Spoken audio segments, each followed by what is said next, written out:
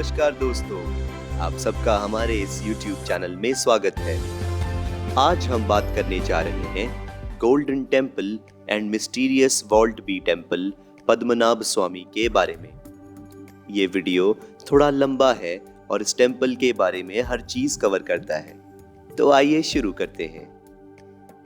भारत में केरल राज्य की राजधानी शहर तिरुवनंतपुरम में श्री अनंत पद्मनाभ स्वामी मंदिर एक पुराना मंदिर है। यह मंदिर भारत में सबसे महत्वपूर्ण वैष्णव मंदिरों में से एक है। वैष्णव मंदिर ऐसे मंदिर हैं जहां मुख्य देवता भगवान विष्णु या उनके अवतारों के विभिन्न रूप हैं। वैष्णव मंदिरों में 108 मंदिर दिव्य देशम स्थलम पवित्रम निवास के रूप में जाने जाने वाले मंदिर हैं, जो सबसे पवित्र हैं। श्री अनंत पद्मनाभ स्वामी मंदिर उन 108 मंदिरों में से एक है। नंबर 10।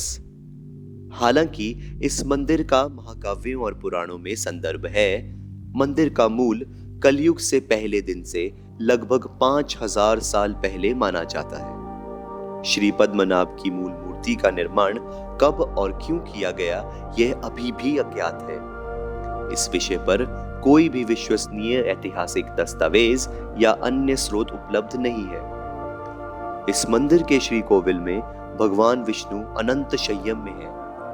अनंत जिसका कोई अंत नहीं और शय्यम लेटे हुए, दक्षिण की तरफ सिर रखे हुए हैं और पूर्व की तरफ देखते हुए। वह लेटे या नींद में नहीं है, लेकिन गहरी समाधि में है। यह मन को खाली या पूर्ण एकाग्रता में रखने का एक स्वरूप है। भगवान का दाहिना हाथ जमीन पर स्थापित एक शिव दूत पर लटकता है। देवी लक्ष्मी श्री देवी, धन या समृद्धि की देवी, और भूदेवी पृथ्वी की देवी, भगवान की दो पत्नियां उनकी सेवा करने के लिए उनके पास में खड़ी हैं। भगवान की नाभि से कमल खिल रहा है। इस कमल में भगवान ब्रह्मा सजर्ग बैठे हैं। इस मूर्ति पर अभिषेक नहीं किया जाता है। अभिषेक इसके उद्देश्य के लिए रखी गई एक अन्य मूर्ति पर किया जाता है। यह व्यवस्था शालिग्राम और कड़ू शर्कर योगम, कच्ची गुड़ और जड़ी बूटी का मिश्रण से मूल मूर्ति को होते नुकसान से बचाने के लिए किया गया है। देवताओं की फूलों से पूजा की जाती है। मूर्ति को नुकसान से बचाने के लिए मोर के पंखों का उपयोग करके ये पूजा किए गए फूल हटाए जाते हैं। नंबर 9। मंदिर के गुप्त तहखाने से आश्चर्यजनक 1 लाख करोड़ रुपए के अलंकार और कीमती सामान पहले ही मिल चुका है। अब बड़ा सवाल ये है कि इन सभी धन का नियंत्रण कौन करेगा। ऐसी संपत्तियां आमतौर पर प्रशासकों द्वारा मंदिर को संचालित करने और गरीबों को सेवाएं प्रदान करने के लिए उपयोग की जाती हैं, लेकिन वे अक्सर विवादों और तकरारों का विषय बन जाता है। केरल के सरकारी अधिकारियों का कहना है कि राज्य मंदिर या उसके खजाने पर वे नियंत्रण नहीं लेंगे।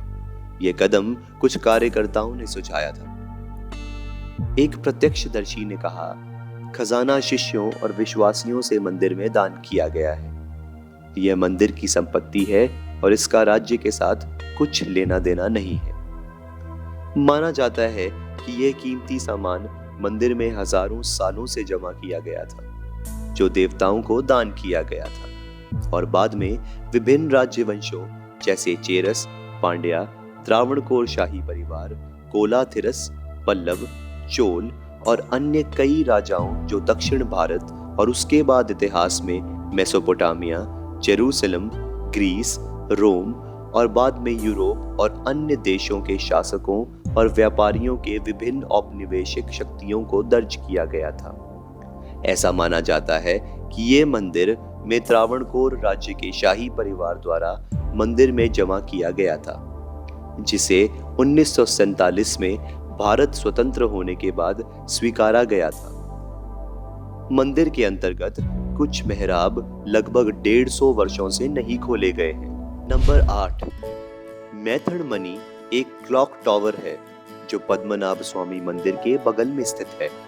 यह कहा जाता है कि 1840 के दशक में महाराजा स्वाति थिरुनाल राम वर्मा के शासनकाल के दौरान स्थापित किया गया था। आप स्पष्ट रूप से देख सकते हैं कि यह एक टीपू, 2 बकरियां और घड़ी की मशीन का वर्णन करता है।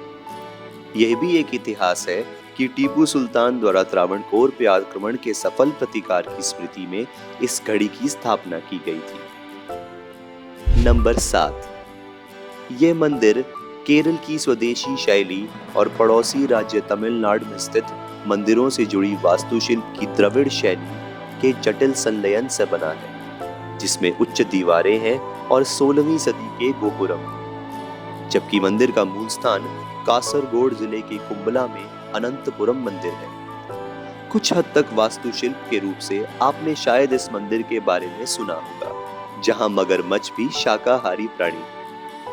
नंबर 6, विषुव यानी इक्विनॉक्स 2 बार होता है, वसंत ऋतु में 1 बार और 1 बार शरद ऋतु में। ये घटना प्रत्येक वर्ष 20 या 21 मार्च और 22 या 23 सितंबर को होती है, और इन दोनों दिनों में समान समय के दिन और रात होते हैं। विषुव पर सूर्य श्री पद्मनाभ स्वामी मंदिर के गोपुरम के मध्य भाग के साथ नीचे जाता है।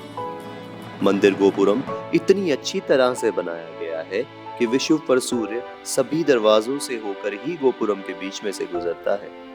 सही में एक इंजीनियरिंग का चमत्कार है ये। नंबर 5, केरल के तिरुवनंतपुरम के सदियों पुराने श्री पद्मनाभ स्वामी मंदिर भारत में सबसे अमीर तीर्थ स्थानों में बनने में है। मंदिर के गुप्त तहखाने में लगभग 1 लाख करोड़ रुपए की कीमत के अलंकार और कीमती सामान पहले ही मिल चुके हैं। केरल में 16वीं शताब्दी के श्री पद्मनाभ स्वामी मंदिर से अब तक 22 अरब डॉलर यानी 1 लाख करोड़ रुपए के स्वर्ण, गहने और मूर्तियां बरामद हुई हैं। माना जाता है कि खजाना कोश में यह अब तक की भारत की सबसे बड़ी खोज है। नंबर 4, इसमें पत्थर पर एक शानदार और बढ़िया स्थापत्य कला की गई है। इसे आर्यमकाल मंडपम और सप्त स्वर मंडपम के नाम से भी जाना जाता है। यह स्तंभों के 28 कटघरे से समर्थित है। चारों कोनों पर रहे स्तंभों पर तपतपाने से संगीत का निर्माण होता है। ये स्तंभ सुशोभित नक्काशीदार आंकड़ों से आधी और पूर्ण नक्काशी से सजे हुए हैं। जिस तरह से इस मंडप को उस समय बनाया गया है, ये वास्तव में सराहनीय है। जिस समय कोई बिजली, पेट्रोल, डीजल या किसी आधुनिक उपकरण नहीं थे, उस वक्त इस तरह की कला ने जन्म लिया। ये वास्तव में अविश्वसनीय है। नंबर 3, श्री पद्मनाभ स्वामी मंदिर में A, B, C, D, E और F नाम से 6 वोल्ट्स यानी घुम्मट हैं। वॉल्ट C से F समय समय पर खोले गए हैं, जबकि A वॉल्ट सर्वोच्च न्यायालय के आदेश पर 2011 में खोला गया था। द हिंदू रिपोर्ट के मुताबिक वॉल्ट B, जो वर्तमान समय में सुप्रीम कोर्ट में चर्चा में है, उसे उस समय पर खोला गया था, लेकिन एक मजबूत धातु के दरवाजे जैसे स्ट्रॉन्ग रूम से प्रवेश रोका गया था। नंबर 2, मंदिर में 6 कालारों या कक्षों में भरत कोकन कालरा चेंबर B श्री पद्मनाभ स्वामी के साथ बहुत निकट से जुड़ा हुआ है। यह मंदिर ट्रेजरी का हिस्सा नहीं है। इस पवित्र चैम्बर में श्री चक्रम, श्री पद्मनाभ स्वामी की एक मूर्ति और प्रमुख देवता का प्रभाव बढ़ाने के लिए कई कीमती सामान हैं, जबकि बाकी के वॉल्ट्स वर्ष में कम से कम 8 बार खोले जाते हैं और वॉल्ट B मुख्य वॉल्ट है। यह चैम्बर ट्रस्ट सदस्यों और भारत के अन्य विद्वान ज्योतिषियों द्वारा बेहद रहस्यमय, पवित्र, जोखिम भरा और खोलने के लिए खतरनाक माना जाता है। चैम्बर B को नागबंधम या नागपाशम मंत्रों के साथ तत्कालीन सिद्ध पुरुषों द्वारा गुप्त कक्ष तय किया गया था, जो कि 16वीं शताब्दी में राजा मार्तंड वर्मा के शासनकाल में हुए थे। नंबर 1, ऐसा कहा जाता है कि इस तरह के गुप्त वॉल्ट का दरवाजा एक उच्च विद्वान, साधु या मांत्रिक द्वारा ही खोला जा सकता है, जो गरुड़ मंत्र का जाप करके इसका नागबंधम या नागपाशम का निवारण करने से ज्ञान से परिचित हो। इसलिए इसके सिवा इस दरवाजे को किसी भी माध्यम या किसी से भी खोला नहीं जा सकता है। यदि किसी भी उच्च विद्वान साधु या मांत्रिक द्वारा अति पवित्र और शक्तिशाली गरुड़ मंत्र उच्चारण के अलावा किसी भी मानव ने मानव निर्मित तकनीक से इस रहस्यमयी चेंबर बी को खोलने का प्रयास किया, तो मंदिर और आसपास या फिर पूरे भारत में दुर्घटनाएं होने की संभावना है। एक बार आदेशों के अनुसार इसे खोलने का प्रयास भी किया गया था, लेकिन वे व्यक्ति के साथ कोई आकस्मिक दुर्घटना घट गई। बाद में इसे स्थायी रूप से बंद कर दिया गया था। यह कहा जाता है कि कोई शक्तिशाली साधु या योगी द्वारा गरुड़ मंत्र के उच्चारण से ही ये दरवाजा स्वचालित रूप से खुल जाएगा और किसी भी अन्य मानव प्रयास की आवश्यकता नहीं रहेगी। ऐसा भी कहा जाता है कि भारत के वैदिक ज्योतिषियों ने एक बार दरवाजा खोलने की बहुत कोशिश की, लेकिन वे ऐसा करने में असमर्थ रहे।